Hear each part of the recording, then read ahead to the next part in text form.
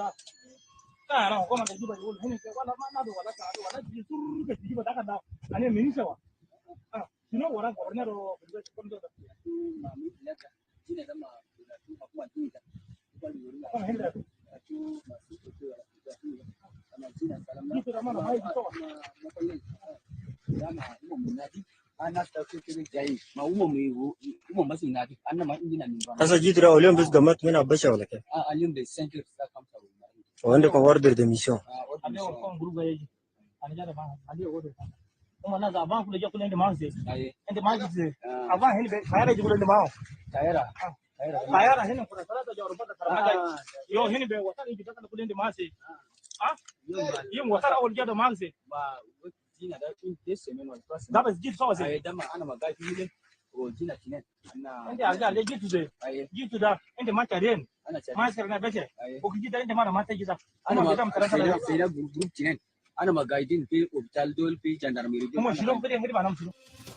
Unconfirmed reports say the French soldiers were there supporting Sudanese rebels, known as the Rapid Response Force, or RSF, who have had skirmishes with the Chadian army at the Chad-Sudan border.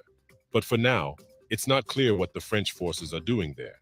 Sudan's warring parties began a ceasefire Sunday morning after 2 months of fighting pushed the African nation into chaos. Residents in the capital, Khartoum, reported relative calm in the first hours of the ceasefire Sunday morning, after fierce clashes were reported the previous day. The UN says it received less than 16% of the $2.57 billion required to help those in need in Sudan in 2023, which is minute compared to the massive $80 billion worth of aid Ukraine has received since its conflict with Russia. The UN said it needs another $470 million to support refugees in the Horn of Africa region. Let us know in the comments below if you found this video informative. Please show your support by liking and sharing this video for the YouTube algorithm. Don't forget to subscribe and hit the notification bell to receive updates on our latest videos. And always remember, Africa is watching.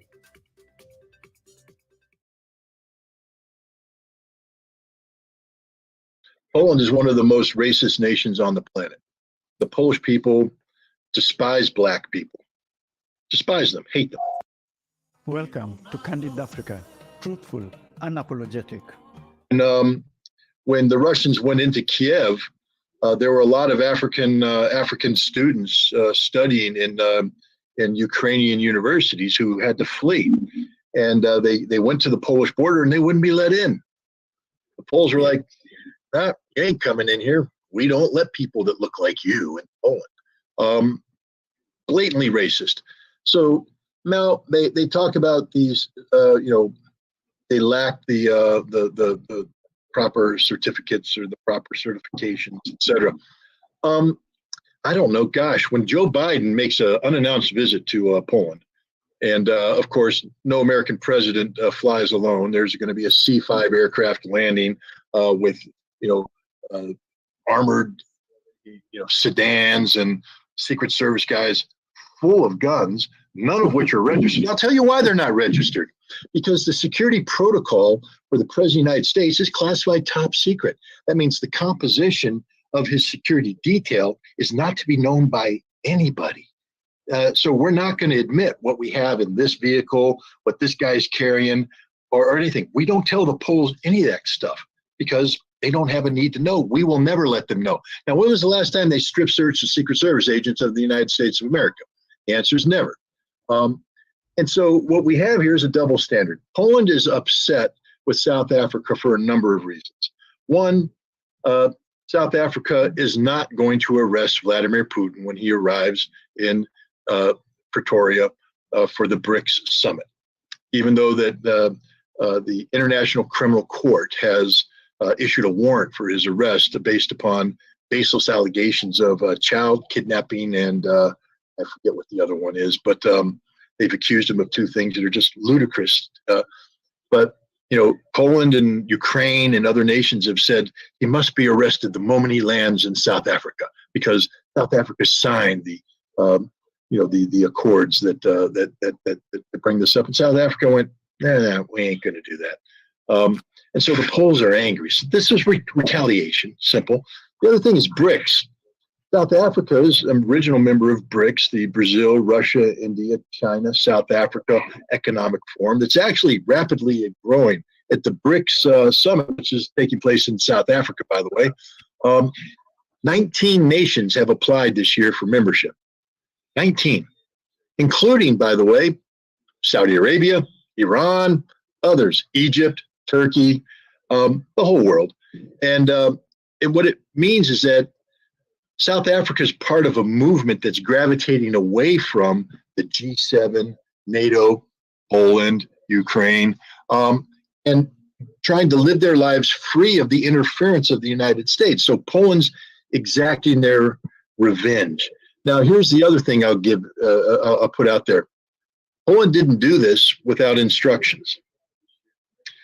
You see, because the Poles aren't in the business of doing this on their own. The Poles were told by the United States, we'd like you to rough up the South African delegation.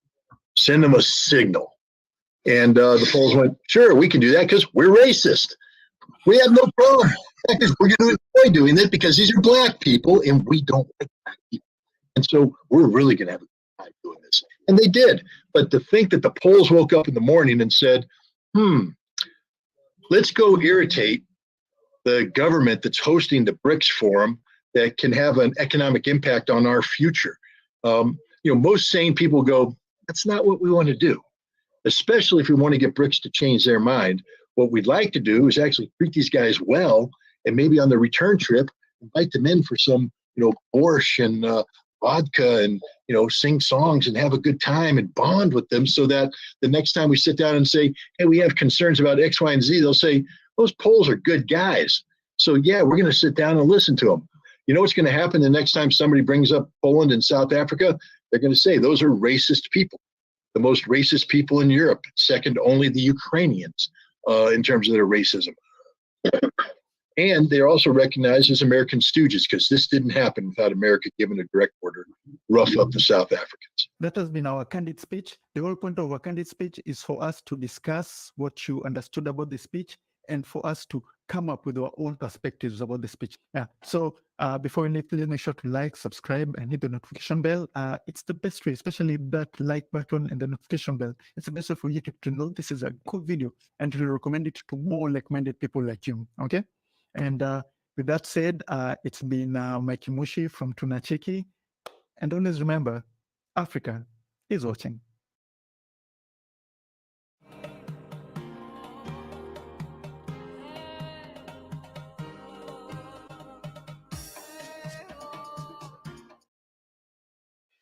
Here is your latest Africa news. Ukrainian presidential advisor has rejected Africa's involvement in European affairs, saying African leaders only came to beg for food and support Putin. This comes as an African peace delegation of 6 African leaders, led by South Africa's President Cyril Ramaphosa, traveled to Ukraine and Russia to broker peace between the two countries. Podolyak said in an interview that Ramaphosa and his delegation of African leaders had no business being in his country to negotiate a peace settlement between the two countries. Podolyak, who is the advisor to the chief of staff of Ukraine's President Volodymyr Zelensky, said African leaders had neither the capability nor the power to get involved in matters they knew nothing about, adding that this was beyond their understanding. Many Africans have slammed Podolyak's comments as yet another imperialistic and racial onslaught on the continent. Some even made jabs at the Ukrainian government, saying even President Zelensky himself can't make peace with Putin unless commanded by the United States government. Podolyak added, Africa and its leaders were using the failed trip to achieve their geopolitical goals in favor of Russia, which provides Africa with food supplies. He was quoted saying, "The African delegation had no goal of settling the conflict or finding a solution. Obviously, this is not their task. It is not at their level or competency. They just want to be on the misinformation agenda and resolve their own issues, like the increasing resources they receive from Russia, including food supplies." End of quote. Podolyak added, the trip was a mere fishing expedition for information on behalf of Russia. Meanwhile, South Africa's President Ramaphosa has defended his trip to the two countries in spite of the fact that there has not been a peace deal yet. Let us know in the comments below if you found this video informative. Please show your support by liking and sharing this video for the YouTube algorithm. Don't forget to subscribe and hit the notification bell to receive updates on our latest videos. And always remember, Africa is watching. Here is your latest Africa news. Finland to cut aid to all African countries supporting Russia. Finland will not give any development aid to African governments and countries that support Russia, according to the program of Finland's new right-wing government, Foreign Trade and Development Minister Ville Tavio announced. He added that his government will not only cut development aid by millions, but also prioritize and redirect it. Ukraine will become a new recipient country, Tavio said. Tavio refused to name countries subjected to possible cuts, but mentioned Africa as a whole. We have witnessed African countries supporting Russia. Those countries will be under surveillance, said the new minister. 26 African countries voted in favor of the resolution rejecting Russia's referenda in 4 Ukrainian regions. 19 others abstained, while Burkina Faso, Cameroon, Equatorial Guinea, and São Tomé were absent from the assembly. Although Western countries boast of giving an estimated $30 billion in aid to Africa, through illicit financial flows, these same Western so-called givers extract more than $197 billion from Africa. According to a UN report, African countries lose $88 billion every year to illicit financial flows. Note that only 45 of 55 African countries provide data to the UN International Trade Statistics database. The truth is that every year, nearly $90 billion of African resources are lost to the West in illicit financial flows, or IFFs. Through tax evasion, US-based corporations and others throughout the global north are also complicit in this theft by avoiding and paying billions worth of taxes in the African countries they operate in. Many African intellectuals argue for zero aid from the West in return for completely eradicating illicit financial flows on the continent. As for Finland's new government, they threaten that it will cut funding gradually and take former commitments into account. By 2027, development funding is set to be reduced by around 280 million euros, the government announced. Please show your support by liking and sharing this video for the YouTube algorithm. Don't forget to subscribe and hit the notification bell to receive updates on our latest videos. And always remember, Africa is watching. Welcome to Tuna Cheki and a special welcome to the African History Series, a series where we look at the great men and women who paved the way for us today.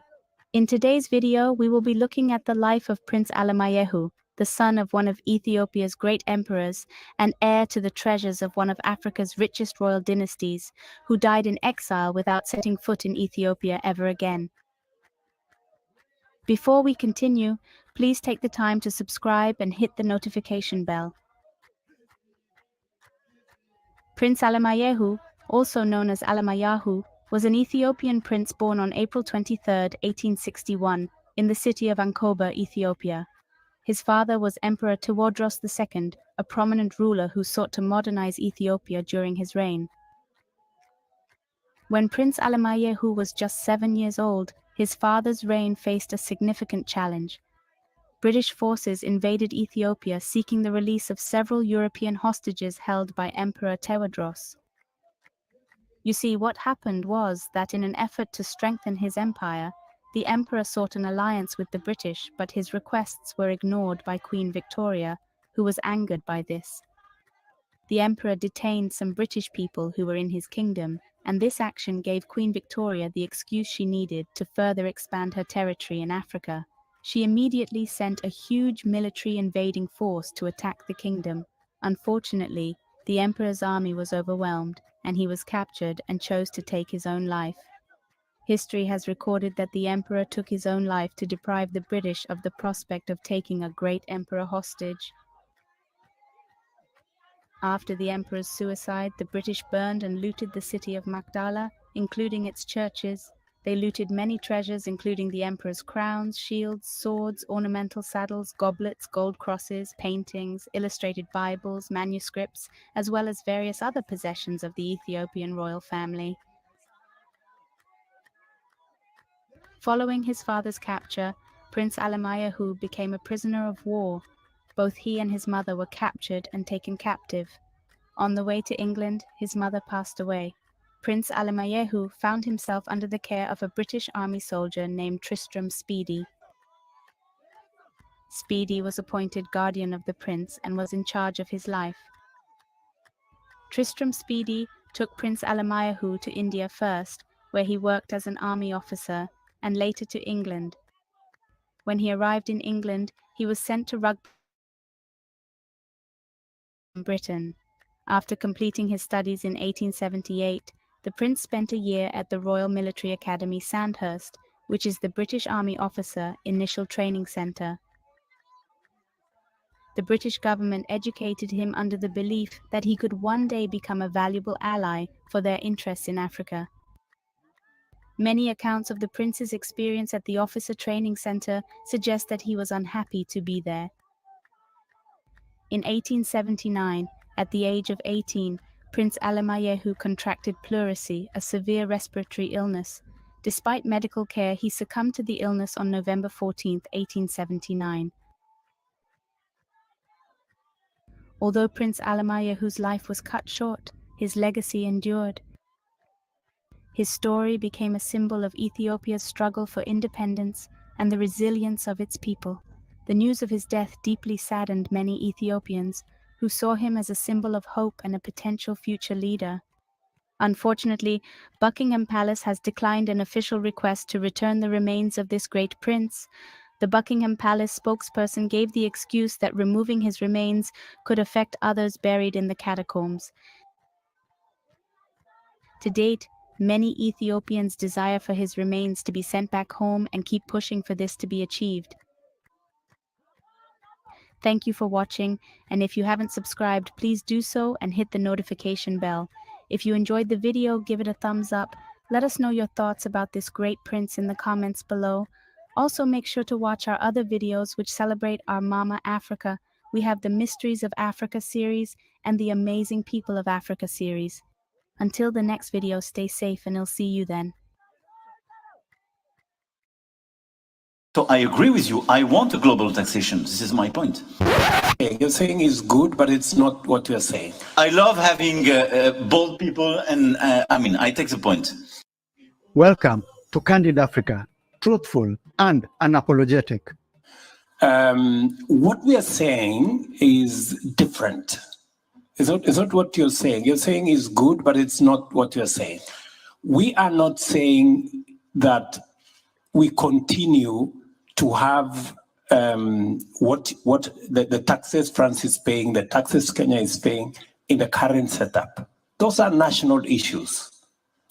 We need a financial transaction tax at a global level where even countries like Kenya pay. We do not want anything for free. You will pay more eventually because you have a bigger economy. We will pay commensurate to our economy. And we want those resources controlled not by IMF and World Bank. Because IMF and World Bank, you have the final say. We don't have no say.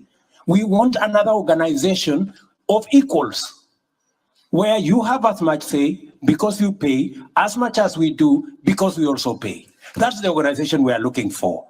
And that is why we are saying we need a new financial architecture where governance, where power is not on the hands of a few people. We can agree on the governance of the institution. We can agree on the sharing of power so that all of us have access to resources that go to making sure, number one, renewable energy. We invest in decarbonization. Number two, adaptation, mitigation, smart agriculture. Number three, restoring our planet, restoring our biodiversity, and making sure our carbon sinks work. This is what we are saying, and we would appreciate a little understanding. We want to be, we are talking the normal. If we continue talking the normal, Emmanuel, we will never solve this problem. Things are not going forward, they're going backwards. Tokenism, installment will not solve this problem. We have a much bigger problem than the installment we are discussing here will solve. You're not hearing us. I will, if I may, yeah. I will answer you in 2 words to conclude. No, but and let me just finish one more. When Ajay was saying 1 to 5 or 1 to 1, who is 1 and who is 5? Private sector versus who is 1 and who is 5? $5 of private sector mobilization for every dollar of money that comes in. 5 from private. Surely, Ajay. How do you persuade the private sector to bring their money for public good? Private sector is driven by profit, my friend. I mean, unless you persuade me otherwise. There we have it. Let us know if you liked or hated what you heard in the comments below. In this show, we do not give you opinions. We want us to discuss below. That's the whole point of listening to a candid speech, not us imposing our opinions on you, but all of us discussing opinions. If you liked it or didn't like it, please make sure to like, subscribe, and hit the notification bell. It's the best way to show YouTube this is a good video, and it will share it to more like-minded people like you. So this has been Mekimushi from Tunacheki, and that has been your Candid Africa, truthful and unapologetic.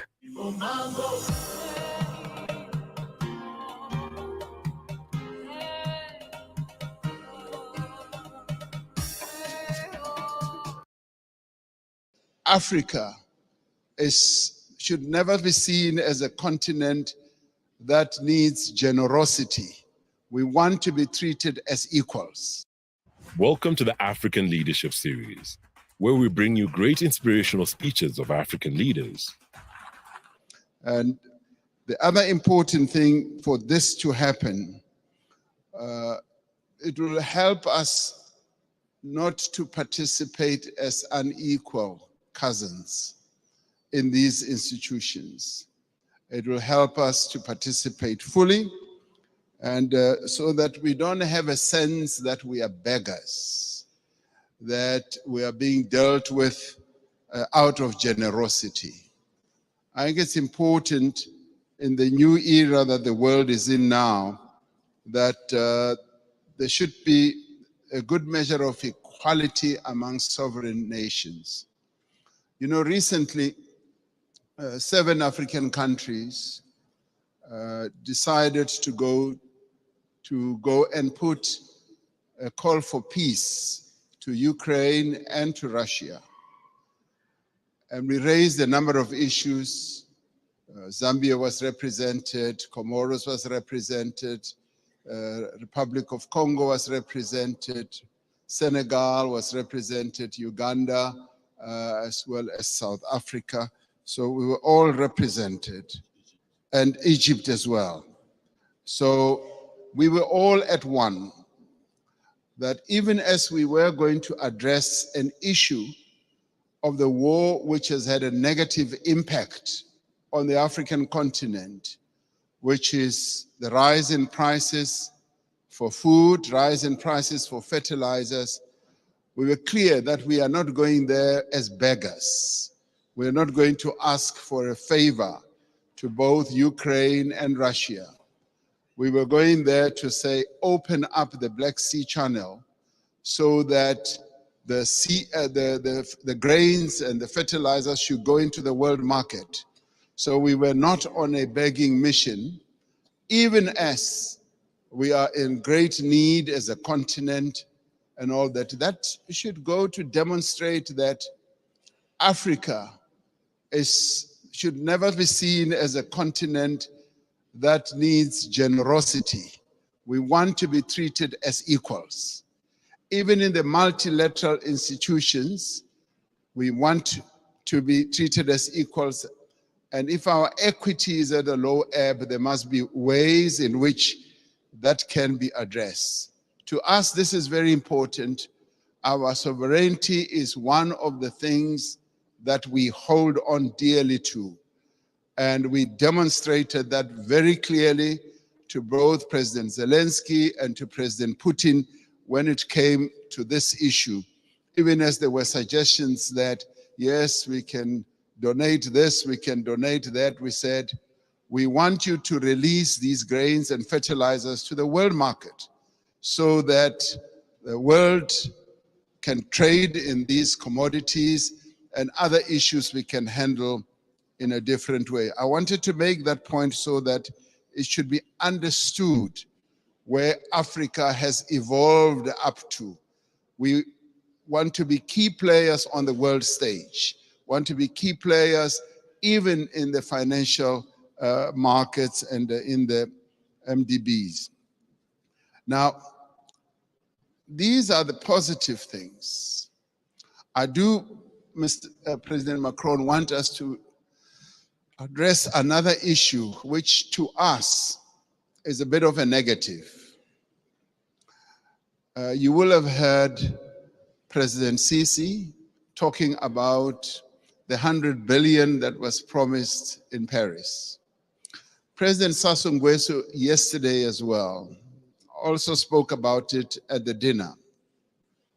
Now, there is that issue that a number of the commitments that have been made have not really been fully lived up to.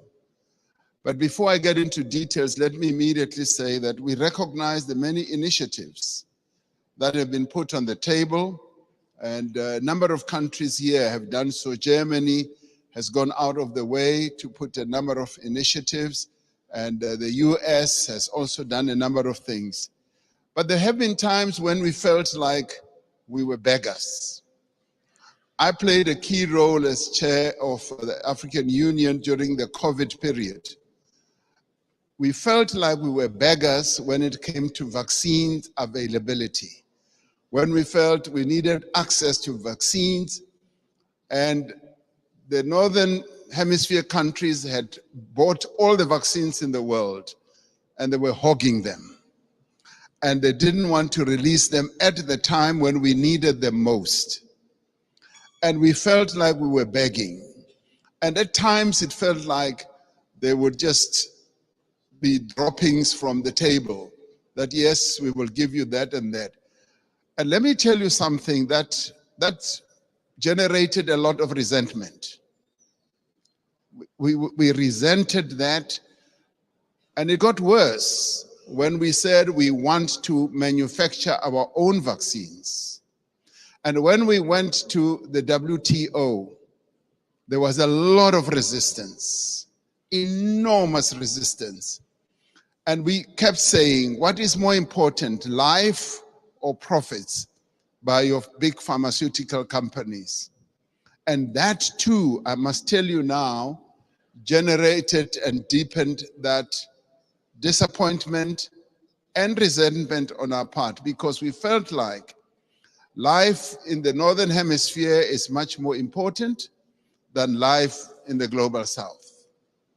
And these are issues that need to be addressed. And I'm glad that we are all seated here like this, because we've got to get to the heart of these matters and address them. Now, I come to promises that have been made.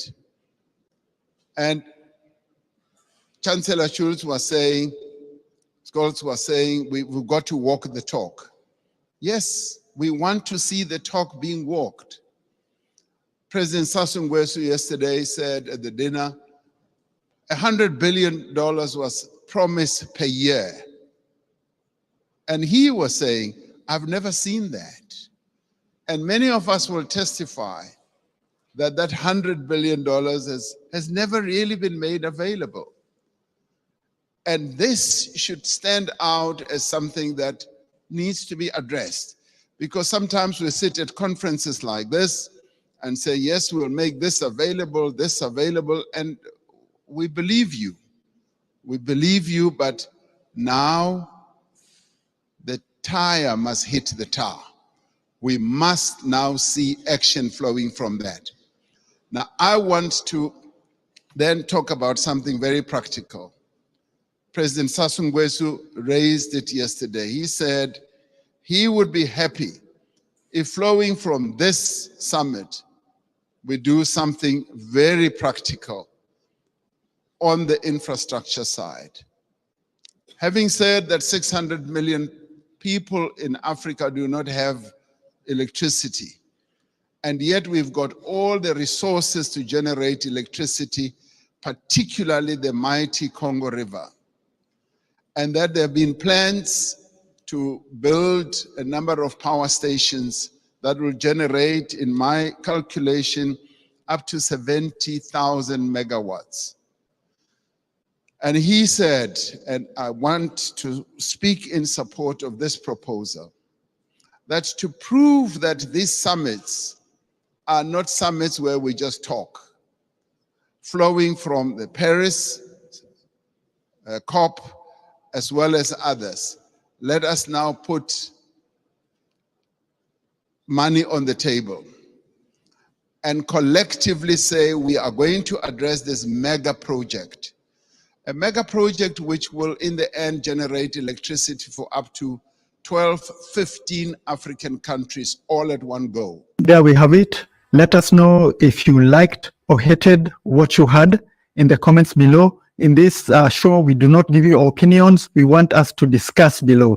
Please make sure to like, subscribe, and hit the notification bell. It's the best way to show YouTube this is a good video, and you can share it to more like-minded people like you. So this has been Mekimushi from Tunacheki, and that has been your Candid Africa, truthful and unapologetic.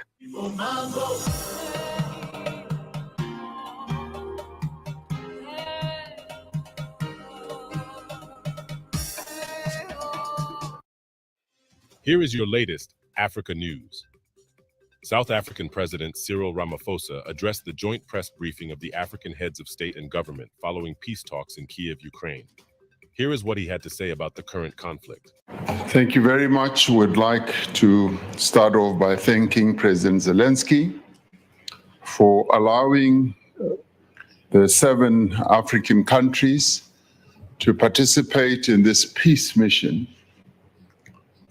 This is indeed a historic mission. What has also brought us here is that Africa is also feeling the negative impact of this war. Our grain prices have gone up and there's a shortage. Fertilizer prices have also shot up. So even as we are thousands of kilometers away as African countries, we are feeling the impact of this war. And we say that when it comes to things like grain and fertilizers, there should be an opening up of the logistics so that grain and fertilizers must get to the market. Is that during the course of our discussions, President Zelensky said, yes, we should engage further, and we as African countries are prepared to participate in further engagement. We never thought that our engagement today, and say tomorrow as well in Russia, will lead to the results that will end this, but we want to engage so that a peaceful solution is found. So we welcome President Zelensky's openness that there should be further engagements. And as African leaders, we stand ready and willing to have further engagements. Thank you very much. Poland continues to sabotage African peace mission to Ukraine and Russia by preventing African journalists from attending and reporting on the peace mission. It's been confirmed that Poland has now stopped the South African delegation on their peacekeeping mission by blocking their flight to Russia leaving the African delegation no choice but to return to Africa. Ramaphosa and his African peace delegation have safely arrived in St. Petersburg and currently meeting with Russia's President Vladimir Putin. Let us know in the comments below if you found this video informative. Please show your support by liking and sharing this video for the YouTube algorithm. Don't forget to subscribe and hit the notification bell to receive updates on our latest videos. And always remember, Africa is watching. So with that said, thank you for everybody who tuned in.